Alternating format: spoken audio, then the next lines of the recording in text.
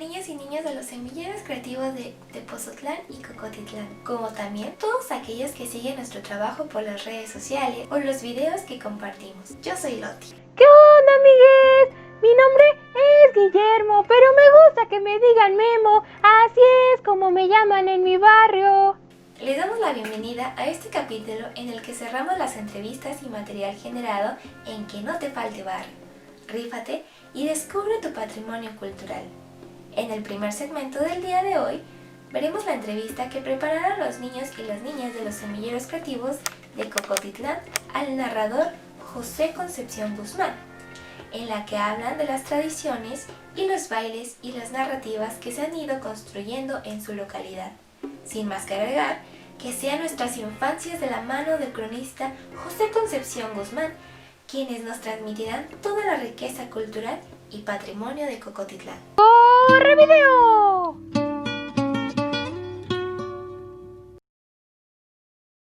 Hola, buenos días. Mi nombre es José Guzmán, cronista municipal de Cocotitlán. Bienvenidos a este trabajo. Sí, hola, yo soy Rosa. ¿Cuándo se hizo la festividad de las marotas? ¿Cuándo se inició? El origen de las marotas inició alrededor del Porfiriato en un pueblo llamado Soyatzingo, Estado de México, que está pegado a las faldas del volcán Popocatépetl, a un costado de Amecameca. Ahí se tiene el registro que ahí inició el festejo. En esa época del Porfiriato hubo mucha gente extranjera aquí en el país, sobre todo franceses. Entonces, en esa hacienda llegan al panteón a solicitar permiso a los difuntos, a los fieles difuntos, para salir a bailar en todas las fogatas posibles que hay en el pueblo y les asignan un número. Con ese número van contabilizando los votos que la gente les va dando para que al final se hace la premiación. Después de la premiación se continúa con un baile. El baile empieza alrededor de las 12, 1 de la mañana y ahora termina a las 4 o 5. Pero anteriormente, estamos hablando de unos 15, 20 años, después de la premiación de las marotas, toda la gente que hacía recorrido con las marotas, y en la premiación salíamos todos juntos para el panteón a despedir a las almas que ya estaban de regreso para ya irse al más allá. Esa es más o menos la trama que tenemos acerca de las marotas. ¿Nos podría decir si en Cocotitlán hay una tradición?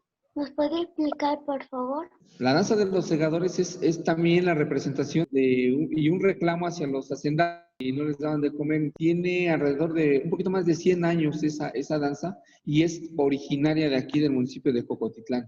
La danza completa tiene un tiempo más o menos como de 8 horas. Inicia con la venta de esclavos y de trabajadores del campo. Después están y la forman diferentes personajes. Está el patrón, está el capataz, está el Juan de Luna, que es el trabajador, está la señora que le lleva de comer al capitán y al mayordomo, que es lo que le llaman la cuachclera, a la señora.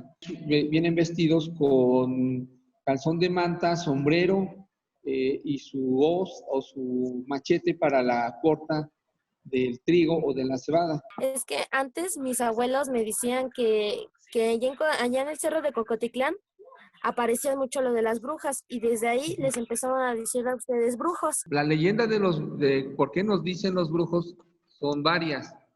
Una es que en la antigüedad, mucho antes de la conquista, aquí en Cocotitlán había brujos y gente que se dedicaba a lo que ahora le llamamos o conocemos como medicina tradicional. También había magos y había gente que levitaba, que se elevaba así en el aire. Y los magos eran tan grandes, tan buenos, que desaparecían de un lugar y aparecían en otro. Y una de las cosas por las cuales nos dicen que Cocotitlán no debió haberse llamado lugar de tórtolas, sino lugar de gente que entiende y cura el dolor. De ahí viene. Después de eso, la leyenda de la Cueva del Diablo, en donde se cree o se cuenta, después de la conquista, la gente fue a esconder sus deidades a los cerros o a las barrancas para que no se las destruyeran los españoles.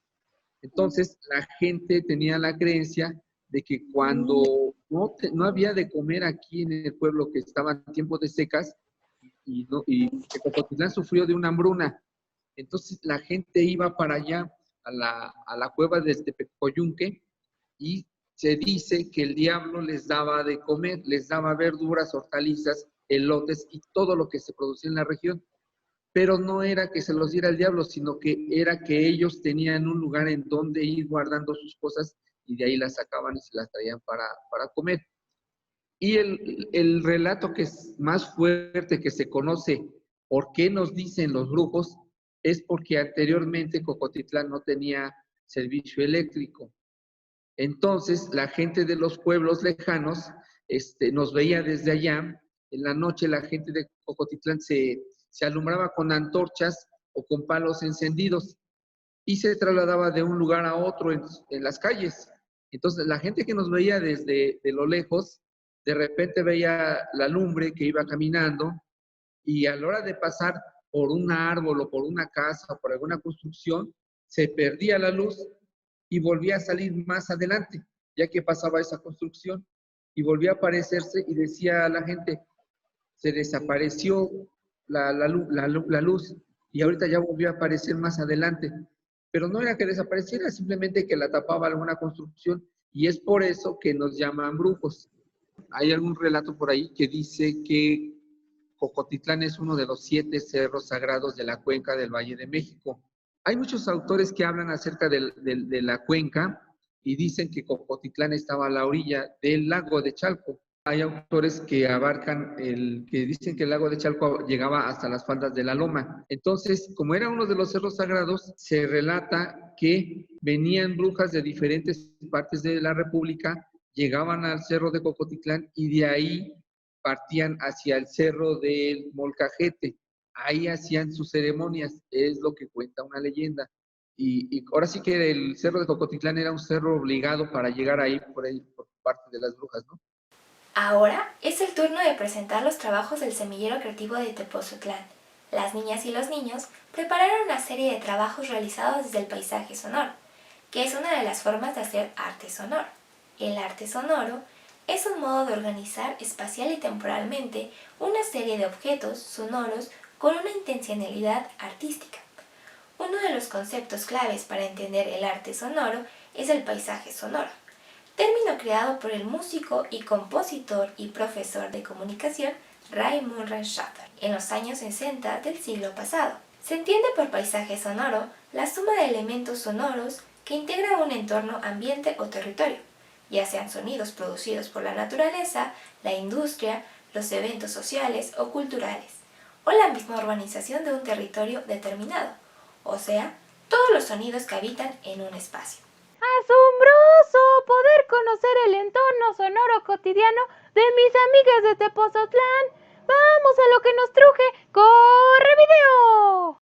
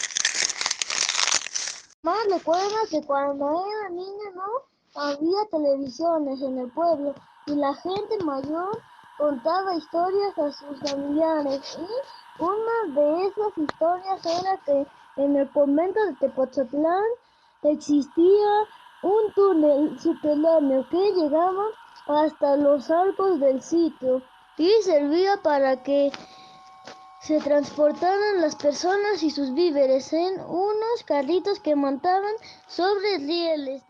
Mi abuelito decía que los señores de antes decían que cuando la bruma o la niebla bajaba era señal de que en esta temporada era señal de que las lluvias se estaban retirando. También me recuerda cuando pasaban muchos arrieros arreando sus mulas, machos, caballos y burros cargados con madera que venía del Villa del Carbón. En las calles eran de tepetate y terracería, y en el camino era un camino real que estaba lleno de zanjas a donde se arrastraba la madera que llevaban los animales. Aquí en nuestro pueblo no había agua potable. La gente de la parte alta se abastecía cargando agua con un aguantador y 2 cubetas para tomar, y para lavar consumían la de los ríos. ¡Melate, chocolate! Mis amigas de Tepozotlán me han hecho pensar nuevas maneras de hacer arte. Voy a practicar a hacer un rap con una cumbia mezclando los sonidos del cotidiano de mi querida Iztapalapa. Así es, Memo. El paisaje sonoro amplía la manera en que nos aproximamos a la música, pero también al espacio, ya que implica recorrerlo y estar abiertos a la escucha. Es un lugar donde la escultura, la arquitectura, la naturaleza y la composición musical se encuentran para generar algo nuevo. Invitamos a todas las niñas y niños a hacer recorridos en su barrio, prestando atención a los sonidos. Por ejemplo, en el barrio donde vivo se escuchan las campanas de la iglesia, el tren que sale de Buenavista hacia distintas partes de México, el panadero con el pan, el fierro viejo, ambulancias, pájaros, chapulines y tantos otros sonidos que si no estamos atentos se nos escapan. ¡No quiero que se escapen! Voy a grabarlos con un celular y guardar todos en una cajita de los recuerdos para que cuando esté más grande pueda escucharlos, recordar mi barrio y escuchar cómo han cambiado con el paso del tiempo. También estuvo muy lindo el trabajo de nuestros amiguitos de Cocotitlán. ¡Cuánta tradición! Fiestas, bailes y cerros encantados. Ahora conocemos que Cocotitlán y San Andrés son lugares donde se preserva la medicina tradicional. Además, que había brujos y brujas poderosos que podían levitar y que guardaban mucha información ancestral. Me hubiese encantado estar en una de esas reuniones que se hacían antes de la colonia en el cerro de Cocotitlán y del Molcajete. Quiero viajar por el tiempo y visitar esos lugares sagrados. Me encanta tu imaginación, Memo, pero de todos modos podemos ir a conocer esos cerros sagrados personalmente, como también parte de la medicina tradicional que hoy en día está en resistencia. Sin duda, es importante conocer nuestras plantas, semillas y alimentos. Son parte de nuestro patrimonio. Muy bien, amigas y amigos, espero que les haya gustado este último capítulo, que no te falte barrio. Rífate y descubre tu patrimonio cultural.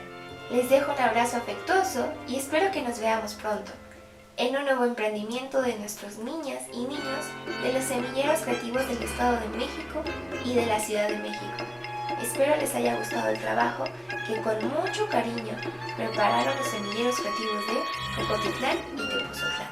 ¡Cámara, camarones! Muchas gracias a mis amigas que nos acompañaron y disfrutaron del gran esfuerzo que niñas y niños de los semilleros pusieron en sus postales virtuales y podcasts. ¡Hasta la próxima, amigues!